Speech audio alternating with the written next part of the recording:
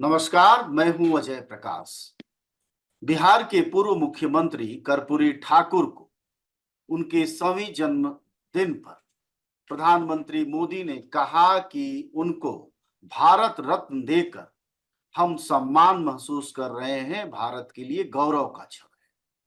हालांकि इस पुरस्कार को दिए जाने के बाद से लगातार इसकी राजनीतिक असर क्या होंगे, इस पर बहस होने लगी और माना यह जा रहा है कि बिहार में भी उत्तर प्रदेश के बाद प्रधानमंत्री ने कर्पूरी ठाकुर को, जो कि अति पिछड़ा समाज से आते हैं, उनको यह पुरस्कार देकर कहीं ना कहीं जो इंडिया गठबंधन की ताकत मजबूत हो रही है उस पर एक तरह का असर डालने की कोशिश की। इन सभी बातों को समझने के लिए पुरस्कार होने में इतनी देरी क्यों हुई और दूसरी बड़ी बात कि इसका राजनीतिक असर क्या होगा और क्या यह सही मायने में नीतीश और राजद के बीच का कोई रिश्ता विघटन की तरफ भी ले जाएगा, इन सभी बातों को समझने के लिए हमारे साथ वरिष्ठ पत्रकार संतोष सिंह हैं। वह बिहार के रहने वाले भी हैं, बिहार की राजनीति को समझते हैं, लगातार वह वहां के दैनिक अखबारों से जुड़े रहे। संतोष जी, आपका स्वागत है। और पहला सवाल आपसे यही कि कर्पूरी ठाकुर को यह सम्मान सिर्फ सम्मान है या फिर यह 2024 के चुनाव से पहले एक राजनीतिक सम्मान अजय प्रकाश जी मेरे मित्र हैं और बातचीत शुरू करने से पहले मैं ये बता देना चाहता हूं कि मैं पंचायत खबर का संपादक हूं, गांव पंचायत पे ही काम करता हूं। अजय प्रकाश जी, इस देश में ना 2014 के बाद कोई भी काम ऐसा नहीं है जो किया गया हो और किए जाने के पहले और किए जाने के बाद भक्त मंडली ने उसे मोदी का मास्टर स्ट्रोक नहीं बताया। तो ये भी जो फैसला हुआ है अभी कर्पूरी ठाकुर को भारत रत्न देने का, जी। मांग तो बहुत पुरानी थी। हर कोई मांगता है, हम भी चंद्रशेखर जी के लिए भारत रत्न मांगते हैं, विश्वनाथ प्रताप सिंह के लिए भारत रत्न मांगते हैं। सब लोग जिनको जो लगता है कि ये व्यक्ति समाज के लिए हित कर रहे हैं, समाज के लिए प्रभावकारी रहे हैं, भारत रत्न मांगते हैं। तो कर्पूरी ठाकुर की जमात अभी बिहार में शासन में है, चाहे लालू हो नीतीश हो, सब लोग अपने को कर्पूरीवादी ही बताते रहे हैं और लोहियावादी भी बताते रहे हैं। तो मांग तो पुरानी थी और आपने कहा कि मास्टर स्ट्रोक माने बिहार देश का जो चुनाव होना है उससे कहीं इस भारत रत्न का तो कोई लेना देना है नहीं, यही जानना चाहते थे आप। देखिए, बिहार में जब से नीतीश कुमार लालू की तरफ गए हैं तो हर चौथे दिन ये खबर आती है, पता नहीं उन खबरों को में कितनी सच्चाई होती है, लेकिन हर चौथे दिन ये खबर आती है कि बस नीतीश कुमार गए और आए। तो आया राम गया राम की सरकार भले बिहार में नहीं रही हो, लेकिन पलटू राम के पलटने की आशंका हमेशा रहती है। तो राम मंदिर के बाद से ही 22 जनवरी बीत चुका है, वो खरवास के बीच से ही ये बार बार ये कहा जा रहा था कि खरवास बीतने तो बिहार में खेला होगा। 22 जनवरी आ गया, लोगों को उम्मीद थी कि नीतीश कुमार वहां जाएंगे और खेला शुरू हो जाएगा। इस खेले लालू को का समझने के लिए संतोष जी एक ट्वीट का जिक्र करता हूं जो कल से शेयर हो रहा है, शायद आपका ध्यान गया हो। पहले कर्पूरी ठाकुर को जब सम्मान दिया गया तो प्रधान मुख्यमंत्री नीतीश कुमार ने एक सामान्य कर्टसी जाहिर की और 5-7 लाइन की एक पंक्ति पेश की और कहा कि इसके लिए शुक्रिया। लेकिन ठीक उसके बाद एक दूसरा ट्वीट भी उनका वायरल हो रहा है। उसके ठीक बाद वो बातें सारी वही हैं, बस लास्ट में प्रधानमंत्री का भी धन्यवाद दिया। क्या आप उसी तरफ इशारा कर रहे हैं कि यह कर्पूरी ठाकुर, चूंकि वह अति पिछड़ा समुदाय से आते हैं और अति पिछड़ा का बड़ा वोट बैंक अभी भी जदयू के पास है, नीतीश कुमार के पास है, जहां की अभी राजद सेंध नहीं लगा पाई है, क्या उस तरफ ही इनकी कोशिश है इस पुरस्कार के जरिए? नहीं, इसके पहले भी जो नीतीश कुमार सत्ता में आए थे, जब से सत्ता में आए हैं उस समय से ही आप देखेंगे कि भाजपा के पास एक वोट बैंक है। नीतीश के पास कभी कोई वोट बैंक नहीं रहा है, बावजूद इसके नीतीश की जरूरत हर किसी को रही है। तो शुरुआती दिनों में तो ऐसा लगा कि चूंकि लालू को हटाना है और भाजपा सक्षम नहीं है तो किसी ना किसी को जोड़ेंगे, या जब जोड़ के क्या क्या दही चूड़ा फलाना ढिमकाना और बहुत सारी बातें कही गई। अब तिलकुट खाने का वक्त आ गया है। जी तो लोगों को लगा था कि क्या नाम है कि नीतीश कुमार इधर ही रहेंगे, फिर नीतीश उधर चले गए, सरकार चलने भी लगी, अच्छा काम भी कर रही है रोजगार के मामले में। और तेजस्वी यादव, तमाम बातों के लिए तेजस्वी यादव की और लालू परिवार की चाहे जितनी भी आलोचना की जाए, उनके भ्रष्टाचार को लेकर, भ्रष्टाचार से जुड़े सवाल को लेकर, उनके दबंगई को लेकर, लेकिन बिहार के युवा इन दिनों खुश हैं। मेला लगाया जा रहा है देश में भी रोजगार का, और बिहार में भी लग रहा है, लेकिन बिहार का मेला बड़ा जबरदस्त है। बहुत खुश है, रोजगार मिल रहा है। बाद में भ्रष्टाचार और क्या क्या आएगा, लेकिन अभी रोजगार मिल रहा है। तो कोशिश ये है कि नीतीश और लालू मिला जुला के ठीक ठाक चल रहे हैं, और इंडिया गठबंधन भी लग रहा था मुंबई तक की सब कुछ ठीक ठाक ही है। मुंबई से दिल्ली के बीच में जो देरी हुई है, उसी में दूरी बढ़ी है, और वो दूरी और खाई बन जाए उसी दिशा में ये प्रयास है। जहां तक पिछड़ा वोट बैंक का सवाल है, नीतीश कुमार के साथ पिछड़ा वोट बैंक नहीं, अति पिछड़ा वोट बैंक है। जी कोशिश उनकी रही है, इनकी भी कोशिश है, लालू की भी कोशिश है, कोशिश करते रहे। लेकिन नीतीश कुमार को अपनी योजनाओं के जरिए, जैसे महिलाओं को लेकर बहुत सारी योजनाएं जी बनाई, शिक्षा को लेकर मैं योजनाएं यही पूछ बनाई। रहा था कि जो सरकार प्रायोजित मीडिया जिसको कहते हैं, या सत्ता के जो नजदीक मीडिया घराने हैं, वह लगातार कर्पूरी ठाकुर को भारत रत्न दिए जाने के बाद से वह प्रधानमंत्री की बात को शुक्रिया कर रहे हैं, प्रधानमंत्री को गिना रहे हैं, जैसा कि आयोजन होता है।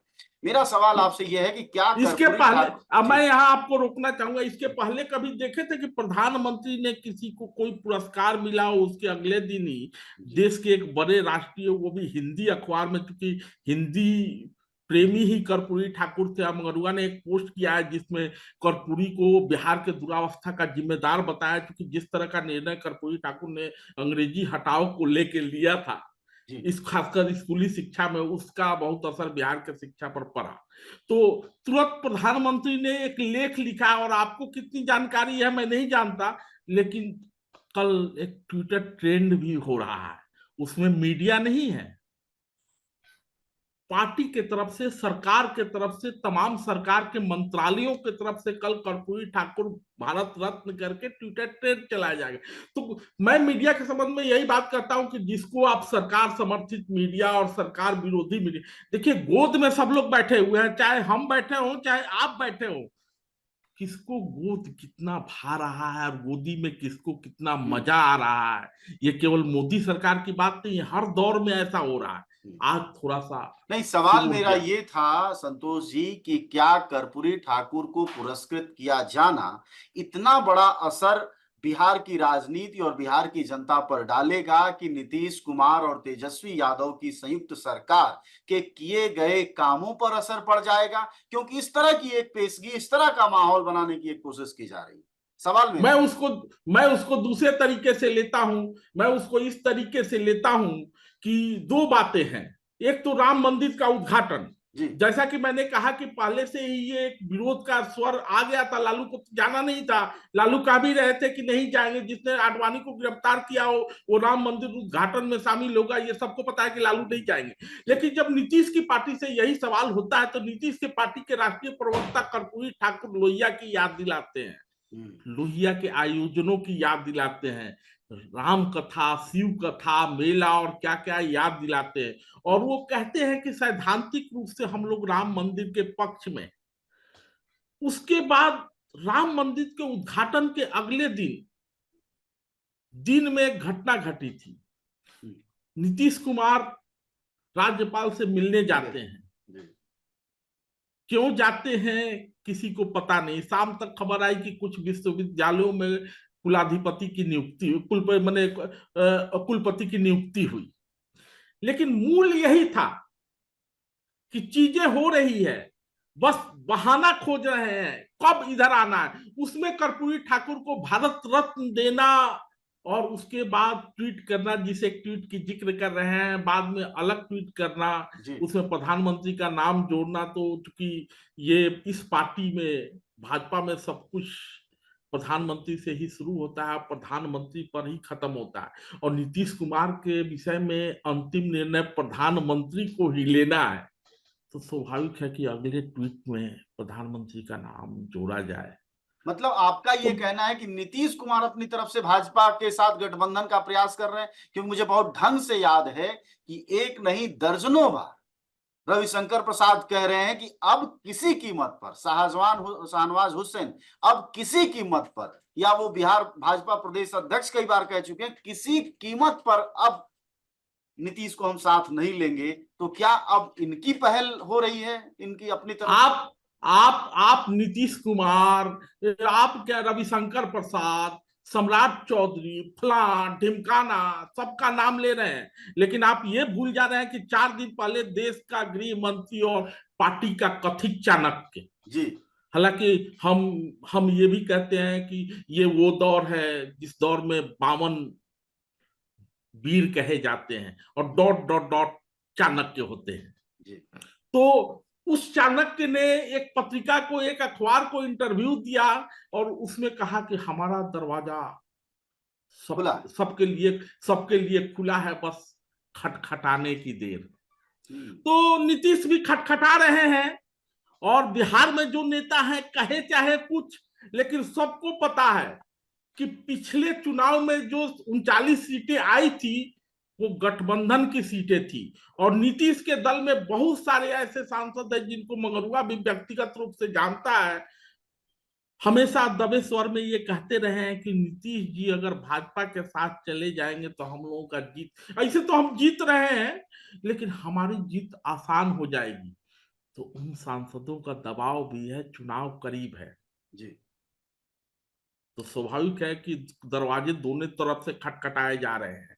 और अंत में वही बात की लोग कहते रहे, चूंकि ये बिन पेंदी के लोटे हैं आज के राजनीति में ज्यादातर लोग, तो कहा यही जाएगा कि राजनीति संभावनाओं का खेल है, और राजनीति में कोई अस्थाई मित्र और अस्थाई दुश्मन नहीं होता। बिल्कुल। ये सारी संतोष जी, बातें कही जाएगी एक लेकिन सवाल तय है। और आपसे बनता है, वो ये कि अब तक तो नीतीश कुमार चलिए मुख्यमंत्री बनेंगे, बाकी चीजें बनेंगे, इसके लिए करते रहे। अभी इंडिया गठबंधन उनको पर्याप्त इज्जत दे रही है, उनको उम्मीद है कि वो संयोजक के तौर पर भी होंगे, और अगला मुख्यमंत्री वह बिहार का तेजस्वी के बारे में बात करते हैं। फिर उनकी कौन सी इच्छा बाकी रह गई है? 20 साल मुख्यमंत्री लगभग रह ही गए हैं, ऐसी क्या चीज बची हुई है कि फिर वो भाजपा में जाएंगे? क्या वो फिर से मुख्यमंत्री बिहार बनना चाहते हैं? क्योंकि भाजपा इसके अलावा और उन्हें क्या बना सकती?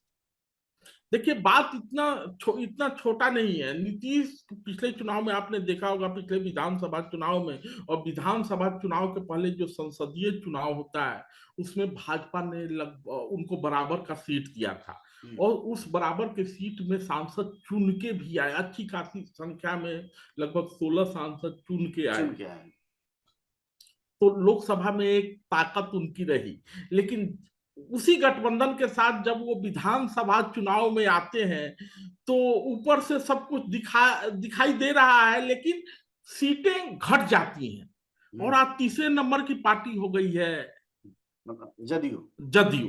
जी तो एक तरफ सांसदों का दबाव है कि क्या नाम है, सिटिंग सांसद लड़ना चाहते हैं, वो सीटें छोड़ी नहीं जा सकती। जी लालू लालू जब इंडिया गठबंधन के साथ आएंगे तो स्वाभाविक है कि उसमें कांग्रेस को भी सीटें चाहिए, राजद को भी सीटें चाहिए, अन्य लोग वामपंथी धरे भी आजकल बिहार में मजबूत हुए हैं विधानसभा चुनाव के बाद, उनको भी सीटें चाहिए। और लालू अपना सीट छोड़ने के लिए तैयार नहीं है, नीतीश का साथ चाहते हैं, लेकिन लालू ये नहीं चाहते हैं कि पहले जितना सीट दिया जाए, और नीतीश विधानसभा के अनुभव से सीख चुके हैं, तो उनको कम से कम ये है कि हमको सीटिंग सीट तो चाहिए, जितने पर लड़े थे उतना तो चाहिए, और सीटवा तो 40 को ही है।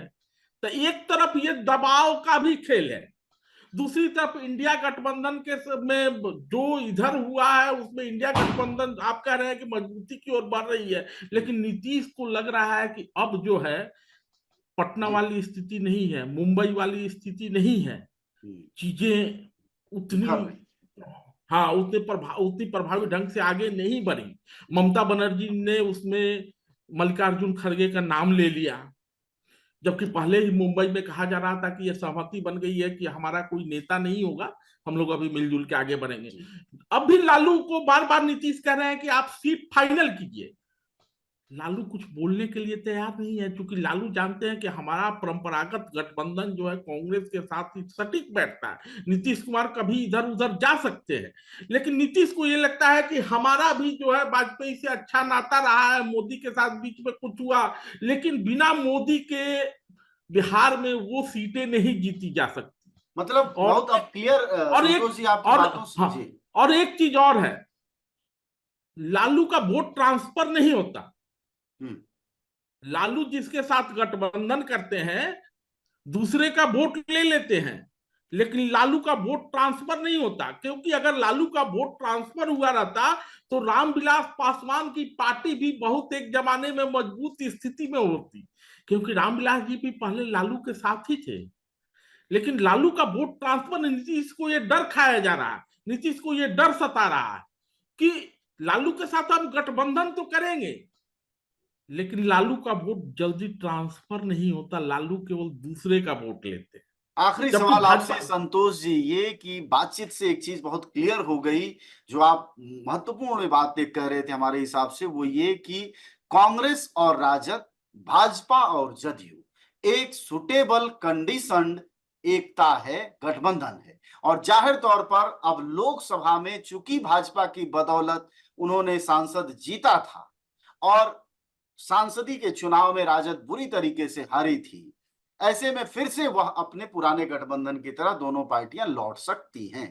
अब क्योंकि कई क्योंकि बस कई ऐसे बस बात हमारी पूरी संसदीय, यही हो रही है सवाल के तौर पर। लेकिन इस बीच जो कर्पूरी ठाकुर वाला जो असर है, इसका मतलब यह है कि आपका यह कहना है कि देर सवेर नीतीश कुमार ज्यादातर चांस है कि वह लौट जाएंगे।